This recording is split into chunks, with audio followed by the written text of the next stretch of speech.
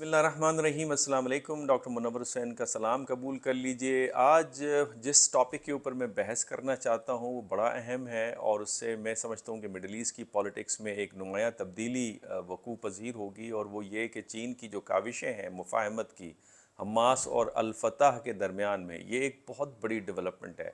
اور اس مہینے کی 20 اور 21 تاریخ کو اس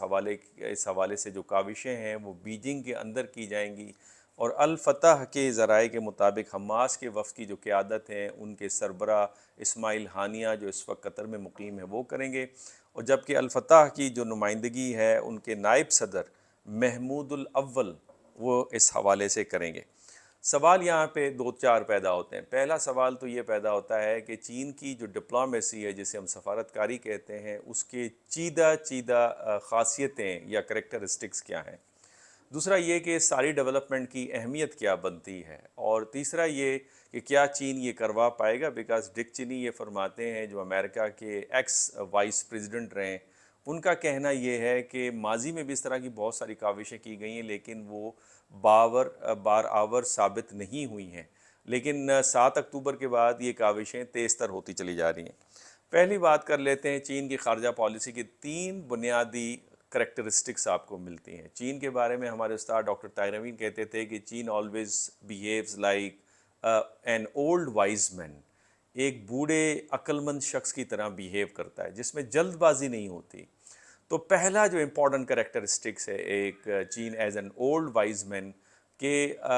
سیکریسی رکھتا ہے ڈپلومیسی کے اندر، ہماری طرح نہیں جس طرح سی پیک کے اوپر ہم نے بڑے ڈرمز بجائے اور بعد میں اس میں بہت ساری مشکلات پیدا ہوئیں اور ہاسٹائل ایجنسیز ایکٹیو ہو گئیں۔ اس حوالے سے چین کی جو وزارت خارجہ ہے، ان کے جو نمائندے ہیں، وہ بہت ساری انفارمیشن لیک آؤٹ نہیں کر رہے یا بتا نہیں رہے، انہوں نے کہا ہے کہ وقت کے ساتھ آپ کو بہت ساری چیزوں کا اندازہ ہوگا۔ دوسرا یہ کہ چین کی خارجہ پالیسی میں چین کا یہ تاثر آپ کو ابھرتے ہوئے نظر آ رہا ہے کہ چین پیس بروکر ہے، امن کا داعی ہے، اور یہاں پہ وہ امریکہ کو مات دیتے ہوئے نظر آ رہا ہے، بیکاز امریکہ کا جو تاثر ہے وہ جنگ کے ڈرم بجانے والا ہے، اور اس کے پیچھے آرگیومنٹ یہ دیا جاتا ہے اکثر جو ہمارے in our part of the world, یعنی ہماری علاقے میں جو مشہور ہے، ہمارے اس دنیا کے نقشے پر یہ کہا جاتا ہے کہ چونکہ امریکہ کا جو اکانومی ہے، معیشت ہے، وہ چل رہی ہے وار کے اوپر، ویپن کے اوپر۔ اور تیسرا اہم کریکٹرسٹکس یہ ہے کہ چین کی جو نیوٹرالٹی ہے، غیر جانبداری ہے، وہ بھی بڑی نمایاں ہے اس فلسطین میں غزہ اور اسرائیل کے جنگ کے اندر، جبکہ امریکہ کا جھکاؤ اس وقت نظر آ رہا ہے اسرائیل کی طرف۔ تو لہٰذا چین اس پوزیشن کے اندر ہے کہ وہ اس طرح کے جو مذاکرات ہیں ان کو کروا سکیں۔ اب دوسرا جو اہم ترین جو سوال میں نے اٹھایا کہ کیا یہ کروا پائے گا چین، اس کی اہمیت کیا بنتی ہے؟ اہمیت یہ بنتی ہے کہ حماس اور الفتح کے درمیان میں جو اختلافات آپ کو نظر آتے ہیں، بنیادی طور پہ تو یہ نظریاتی اختلاف ہیں، اور نظریاتی اختلاف یہ ہے کہ حماس چاہتا ہے کہ پوری سرزمین فلسطین کی ہے اسے لوٹا دی جائے، جبکہ الفتح نے کلنٹن ایڈمنسٹریشن کے دور میں ایگریمنٹ کیا ہوا اسرائیل کے ساتھ جس میں 2 اسٹیٹ سولوشن کی بات کی گئی ہے، جو کہ این یونائٹڈ نیشن کی ریزولوشن کے مطابق ہے، جو پاکستانی آفیشیل جو ورژن ہے، چائنا کا جو ورژن ہے وہ بھی یہ ہے۔ لہٰذا حماس یہ سمجھتا ہے کہ اسرائیل دھوکہ دیتا ہے اور اس کے جو حمایتی ہیں وہ دھوکہ دیتے ہیں، اس سے سرزمین واپس نہیں ہوگی اور ریاست نہیں بنے گی جب تک کہ ہم مکمل طور پہ ریاست کو نہ بنائیں، یعنی وہ ریور ٹو دا سی تک جو فلسطین فری فلسطین کے جو نعرے لگتے ہیں وہ اسی کے تحت لگتے ہیں۔ اور ان اختلافات کے اندر تیزی نظر آتی ہے، شدت نظر آتی ہے 2006 کے الیکشنز میں، انتخابات میں، جو حماس غزہ کی پٹی میں ون کرتا ہے، اور دونوں طرف سے جھڑپیں ہوتی ہیں اور وہ جان لیوا جھڑپیں تھیں، اور اس کے بعد حماس جو ہے 2007 میں الفتح کو غزہ کی پٹی سے نکال باہر کرتا ہے۔ دوسرا جو اس کی اہمیت بنتی ہے وہ یہ بنتی ہے کہ حماس اس وقت اسرائیل کی جو مدد ہے اس سے یہ اس کے بارے میں کہا جاتا ہے کہ وجود میں آئی، اور اسرائیل کے بنانے کا مقصد یہ تھا حماس کہ الفتح کو کمزور کیا جائے، اور الفتح کا جو ایگریمنٹ تھا جو کہ بڑا سکسیسفل مانا جاتا ہے امریکہ میں، جس کا میں نے ذکر کیا وہ کلنٹن ایڈمنسٹریشن کے دوران، اس کو کسی طریقے سے ناکام بنایا جائے، بیکاز جو گریٹر اسرائیل ہے وہ اس کا خواب پورا نہیں ہوگا، شرمندہ تعبیر نہیں ہوگا۔ اور اسرائیل کے بارے میں چونکہ اسرائیل ایک اپرتھائٹ اسٹیٹ ہے جو اب ICJ نے بھی اس کے اوپر ورڈکٹ دیے، اور ایتھنک کلنزنگ ان کی ٹیکٹس ہے جس کے ذریعے سے اس سرزمین کو فلسطینینز کے لیے اس جگہ کو تنگ کر دیتے ہیں اور جینے کے آثار کو ختم کر دیتے ہیں تاکہ وہ اس جگہ کو چھوڑ کے کہیں اور ہجرت کر جائیں، اور یہی ان کی ٹیکٹس کامیاب نظر آتی ہے ماضی میں جس علاقے سے فلسطینی گئے ہیں وہاں پہ انہوں نے اسرائیل بنایا، تو غزہ کی پٹی کے اندر بھی وہ یہی چاہتے ہیں۔ تو ایتھنک کلنزنگ اور گریٹر اسرائیل کی راہ میں جو رکاوٹ ہے وہ فلسطینی ریاست ہے، اور یہی وجہ ہے کہ ریسنٹلی اسرائیل کے پارلیمنٹ نے تقریباً 68 ووٹوں سے اس بل کی منظوری دی ہے کہ جو فلسطینی ریاست ہے وہ اسرائیل کے وجود کے لیے خطرہ ہے، اس خطے کے لیے خطرہ ہے۔ تو اس وجہ سے اس کی اہمیت یہ بنتی ہے کہ ان کے اختلافات اگر ختم ہو جاتے ہیں تو اسرائیل کی مکمل شکست آپ کو نظر آتی ہے۔ اب سوال یہ پیدا ہوتا ہے کہ کیا چین کے لیے یہ ممکن ہوگا کہ یہ جو مساحلت ہے اس کو کامیاب بنائیں اور دونوں فریقوں کے درمیان میں جو ہے وہ سلسلہ آگے بڑھے؟ تو اس حوالے سے میں یہ کہوں گا کہ بالکل یہ ممکن ہے، بیکاز الفتح کی جو امیدیں تھیں اسرائیل کے حوالے سے کہ وہ ایگریمنٹ کی پاسداری کرے گا، وہ ختم ہو کے رہ گیا، اور اس کی مثال میں نے پہلے بھی دی کہ اسرائیل کی جو پارلیمنٹ ہے اور ان کا جو ایک لگاتار کنسسٹنسی کے ساتھ فلسطینی علاقوں کے اندر جو مارا ماری ہے اور ایکسٹینشن ہے اور نئی سیٹلمنٹ ہے، اس سے وہ ان کی جو فتح کی جو امیدیں وابستہ تھیں وہ دم توڑ گئی ہیں۔ دوسرا میں یہ سمجھتا ہوں کہ جو حماس ہے وہ بھی کمزور ہوا ہے اس جنگ کی وجہ سے۔ پہلے جس طاقت کا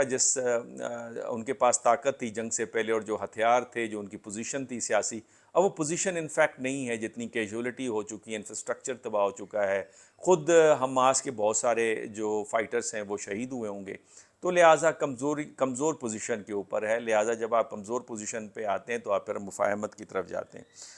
تیسرا یہ کہ چین ایک ایسی طاقت ہے، ایک طاقت کی ضرورت تھی تاکہ ان دونوں کے درمیان میں مفاہمت کروائیں، تو ایک طاقت کے طور پہ چین ابھر کے سامنے آ رہا ہے، اور وہ گارنٹی دے گا جس طرح سے اس نے ایران اور سعودی عرب کے درمیان میں گارنٹی دی، جس طرح کی اس کی کاوشیں یوکرین اور رشیا کے حوالے سے تھیں۔ اس کے علاوہ چوتھا میں یہ سمجھتا ہوں کہ عرب لیگ اور OIC کا جو کردار ہے وہ سب کے سامنے ہے، اسپیشلی فلسطینیوں کے سامنے، تو لہٰذا وہ اس سے امیدیں بھی توڑ چکی ہیں، اور پھر عرب جو دنیا ہے اس کا ٹلٹ اس وقت چین کی طرف جا رہا ہے، مڈل ایسٹ کا اسپیشلی۔ تو اس حوالے سے میں سمجھتا ہوں کہ یہ وہ وجہ ہے جو اس مساحلت کو مزید کامیاب بنائے گا۔ اگلا جو فیکٹر میں سمجھتا ہوں کہ مغرب کا جو جھکاؤ اسرائیل کی طرف، سو لہٰذا مغرب سے بھی جو امیدیں ہیں فلسطینیوں کو، اس کا بھی خاتمہ ہو چکا ہے۔ اور اگلا پوائنٹ یہ کہ بین الاقوامی ادارے وہ بھی کمزور نظر آ رہے ہیں، حالانکہ یونائٹڈ نیشن کی جنرل اسمبلی کی ریزولوشن، کئی دفعہ سیکورٹی کونسل، اور ایک بڑی مشکل سے سیکورٹی کونسل میں سیز فائر کی بات ہوئی، ICJ کی طرف سے جو ورڈکٹ تھی اپرتائڈ اسٹیٹ کا اور ایتھنک کلینزنگ کو ختم کرنے کا، وہ بھی ہمیں ناکام نظر آ رہا ہے۔ اور آخری جو بڑی وجہ میں سمجھتا ہوں کہ چین ایک ایسی طاقت کے طور پہ ابھرا ہے جسے ہم میجر پاور سے چین کی جو ٹرانسفارمیشن ہے وہ ایک سپر پاور یا dominant power in international system کی طرف جا رہی ہے، اور اس کی جو بنیادی وجہ یہ ہے کہ 5 امپورٹنٹ ویلیوز ہیں انٹرنیشنل سسٹم میں، بین الاقوامی سیاست میں، اگر اس کو تبدیل کرنے کی صلاحیت آپ کے اندر موجود ہے تو آپ ایک طاقتور ترین ملک کے طور پر تسلیم کیے جاتے ہیں۔ مثال کے طور پہ سیاست کی دنیا میں دیکھیں تو امریکہ کو اس علاقے میں مات نظر آتی ہے، چاہے وہ یوکرین رشیا کے معاملے کے اوپر ہو، ایران کے اوپر سینکشنز کے معاملے کے حوالے سے ہو، ایران سعودی عرب ریپروچما کے حوالے سے ہو، اور اس وقت جو فلسطین کے اوپر جو نیوٹرالٹی کا تاثر ابھرا ہے اس حوالے سے۔ دوسرا امپورٹنٹ جو ویلیو ہے وہ اکانومی اینڈ ٹریڈ کا ہے۔ 190 195 دنیا کے ممالک میں سے 140 سے زائد ممالک کی جو تجارت ہے وہ چین کے ساتھ ہے، جبکہ امریکہ کے ساتھ 60 ممالک کی ہے، اور پھر زیادہ تر چین کی اپنی کرنسی کے ساتھ ہو رہی ہے، اور پھر برکس کا پلیٹ فارم بھی ابھر کے سامنے آ رہا ہے جس میں چین اور جو روس ہیں وہ اہم ترین اس کے کردار ہیں۔ تو تجارت کے اندر بھی جو نظام کی تبدیلی ہے، کرنسی کی تبدیلی ہے، اس میں آہستہ آہستہ چین وہ صلاحیت حاصل کر رہا ہے۔ ثقافتی میدان کے اندر دیکھیں تو چین کا جو ٹک ٹاک ہے، چین کا جو انفراسٹرکچر ہے، چین کی جو غذا اور چین کی جو لینگویج ہے، وہ اس وقت پاپولیرٹی گین کر رہی ہے، جس طرح ماضی میں امریکہ کی Pepsi, Coca Cola, McDonald, Michael Jackson, Elvis Presley, CNN، Hollywood movies, تو یہ اب چین کی چیزیں جو ہیں ثقافتی طور پہ ابھر کے آ رہی ہیں، اور پھر انفارمیشن کے میدان میں چین کا پوائنٹ آف ویو جو انٹرنیشنل پالیٹکس میں ہے وہ بھی کھل کے سامنے آ رہا ہے۔ تو یہ وہ ساری وجوہات ہیں جو میں سمجھتا ہوں چین کو اس قابل بناتی ہیں کہ چین اس معاہدے کو کامیاب بنائیں اور پھر امن قائم ہو مڈل ایسٹ کے اندر. اور جب امن قائم ہوگا تو اس سے دو بڑے نتائج نکلیں گے، ایک امریکہ کی شکست اور دوسرا اسرائیل کی شکست. امریکہ کے پاس ایک ہی ہے، جس طرح ماضی میں کولڈ وار کے دوران specific cooperation former Soviet Union کے ساتھ جاری رکھا، تو اب چین کے ساتھ بھی جاری رکھے. اور امریکہ بجائے مخالفت کرنے کے جو اس نے اپنی اسپیس کو مڈل ایسٹ کے اندر نیرو ڈاؤن کر دیا ہے، اس اسپیس کو دوبارہ ری گین کرنے کے لیے بہترین تعلقات سارے ممالک کے ساتھ رکھے. اور جس طرح ایران کے ساتھ نیوکلیر ڈیل کا کینسل کرنا ہے یا دھمکیاں دینا ہے یا مکمل طور پہ اسرائیل کی جو سپورٹ ہے، وہ امریکہ کے اسپیس کو عرب ورلڈ کے اندر، مڈل ایسٹ کے اندر کم سے کم کرتی جا رہی ہے. اگر امریکہ اپنی پالیسیز کو تبدیل کر لے تو میں سمجھتا ہوں امریکہ میں اب بھی وہ جان ہے، وہ طاقت ہے، اس کا اتنا اثر و رسوخ ہے کہ وہ اسپیس کو دوبارہ ری گین کر سکتا ہے. آپ کے کمنٹس کا انتظار رہے گا. اجازت دیجیے. اللہ حافظ.